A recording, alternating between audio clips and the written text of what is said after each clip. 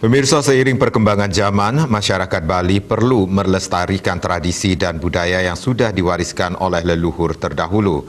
Seperti halnya keberadaan beji atau sumber mata air suci yang diyakini memiliki banyak manfaat bagi masyarakat Bali.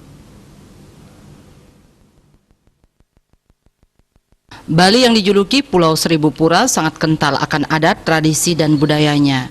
Warisan leluhur yang adiluhung, baik itu upacara agama maupun budayanya, perlu dilestarikan oleh generasi penerus. Seperti halnya yang dilakukan oleh Desa Adat Kerobokan dalam pelaksanaan upacara pemelaspasan beji atau sumber mata air suci. Ketua Panitia Pemugaran Imadi Sumiarto Wahyudi menyatakan pemelaspasan beji ini bertujuan untuk melestarikan warisan leluhur berupa sumber air yang dilakukan secara swadaya oleh masyarakat Kerobokan.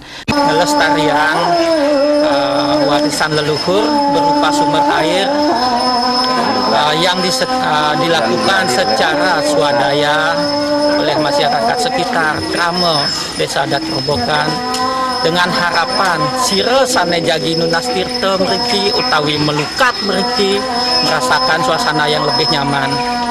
Kedepannya harapan kami sebagai pengempon dan masyarakat sekitar pelemahan riki dumugi mendapat perhatian yang lebih saking guru wisesa.